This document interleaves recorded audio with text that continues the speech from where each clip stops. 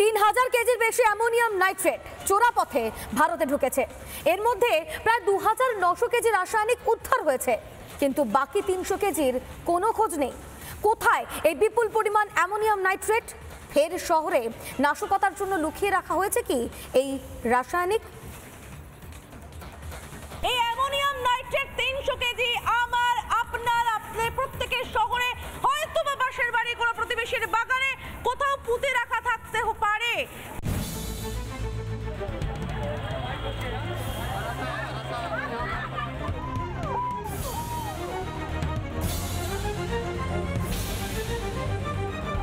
সন্দেহটা একেবারে অমূলক নয়।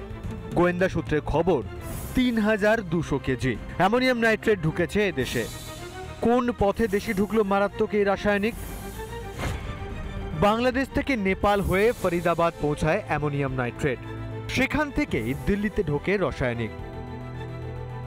কোথায় রয়েছে এই বিপুল পরিমাণ অ্যামোনিয়াম নাইট্রেট? রাসায়নিকের খোঁজে তেড়ে ফুঁড়ে নামে তদন্তকারীরা। উদ্ধার হয় বিপুল অ্যামোনিয়াম নাইট্রেট।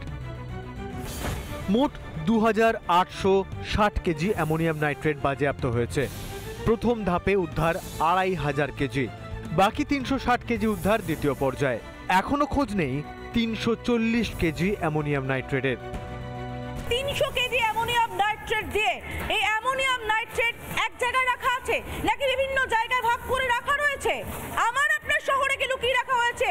এই কলকাতার বুকে কি লুকিয়ে রাখা হয়েছে, নাকি শুধু উত্তরপ্রদেশে লুকিয়ে রাখা হয়েছে, নাকি দক্ষিণের কেরলে বা কর্ণাটকে কোথাও লুকিয়ে রাখা হয়েছে?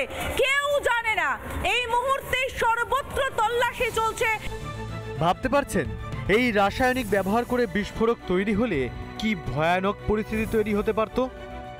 সেদিন লালকেল্লা বন্ধ ছিল, না হলে ওটা যে 12 জন না 13 জন মারা গেছেন, সেক্ষেত্রে তার মানে পাশে কয়েকটা শূন্য বসলেও মনে হয় ব্যাপারটা খুব কম হতো। লুকিয়ে রাখা বিশাল পরিমাণ রাসায়নিকের মধ্যে থেকে হয়তো সামান্য কিছুটা ব্যবহার হয়েছে দিল্লিতে। লালকেল্লা চত্বরে ভয়াবহ বিস্ফোরণে প্রাণ গেছে 12 জনের।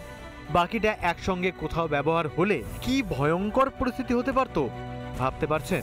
রিপাবলিক বাংলা। নানা ধরনের কন্টেন্ট দেখার জন্য লাইক করুন, শেয়ার করুন আমাদের ফেসবুক পেজ, সাবস্ক্রাইব করুন আমাদের ইউটিউব চ্যানেল। পাশাপাশি অন্যান্য ব্রেকিং নিউজের জন্য অবশ্যই চোখ রাখুন রিপাবলিক বাংলায়।